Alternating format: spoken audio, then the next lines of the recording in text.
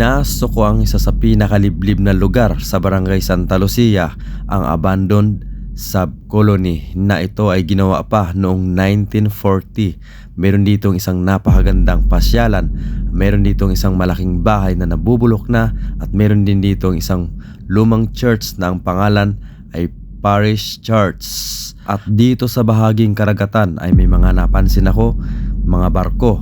Ang ibang barko ay mga lubog na at lumang-luma na. Kung ikaw ang tatanungin, kaya mo bang pumasok mag-isa sa mga ganitong klaseng lugar? Halos 20 minuto ang tatakbuhin ng iyong sasakyan mula sa Puerto Princesa City at kailangan pang dumaan sa mga ganitong klaseng daanan na napakaliblib at napakadelikado. At bago mo ito marating, agad kong napansin ang simentong ito na may mga nakasulat na mga pangalan. At syempre, ito yung aking daanan bago ako pumasok sa lugar na ito. Napansin nyo, napakadelikado at napakaliblib talaga ng lugar na ito, napakakapal ng mga damo. At dito nga may napansin akong isang estatwa.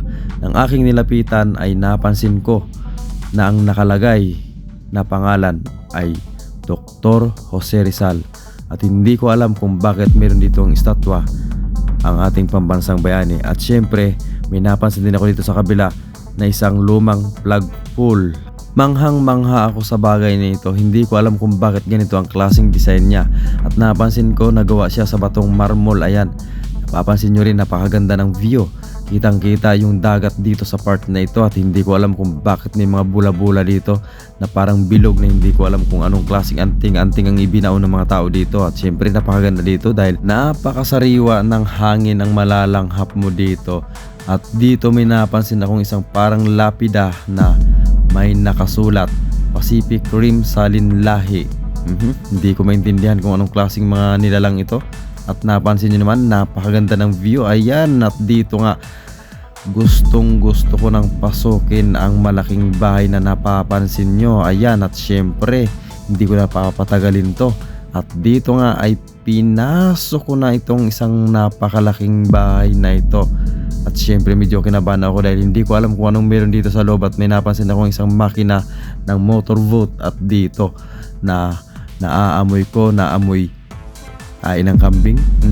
At syempre dito maingat akong pumasok at maingat ako dito dahil hindi ko alam kung may mga pasabog dito. Hindi ko alam kung anong klaseng mga nilalang ang meron dito.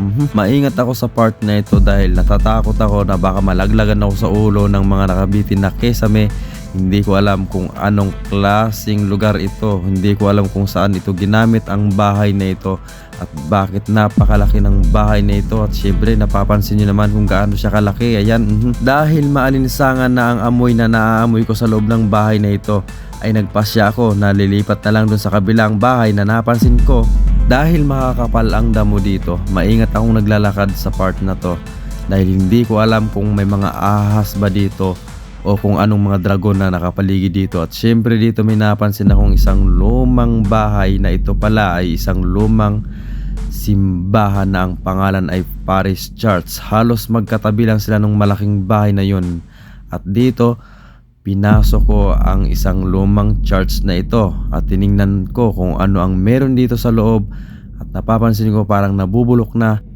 Dahil may pagkaunggoy ako, tinalon ko na nga ang bakod na ito para lang mapasok ang simbahan na ito. At ito ang aking napansin, talagang lumang-luma na ang simbahan na ito. Ayan, at sa part na ito ay parang may nambato sa akin. Kaya naisip ko na lang na tumakbo na lang palabas dahil umuulan na rin. At hindi ko alam kung ano ba talaga ang meron sa lugar na ito. At agad-agad akong umalis dito patungo ako sa dagat dahil gusto pang makita kung ano pang meron dun sa dagat. Dito napansin ko ang isang barkong ito na gawa sa kahoy. At sa tingin ko ito ay isang cargo na ginamit noong panahon pang nag-ooperate ang lugar na ito. At syempre napapansin nyo naman kung paano siya pinabayaan. Sayang na sayang talaga ang barkong ito. Ayan, at yung napapansin nyo sa part na ito, meron ditong isang lubog na barko at sirang-sira na. At dito sa part na to ay meron ditong isang malaking punong kahoy na sa ilalim niya ay merong kubo-kubo.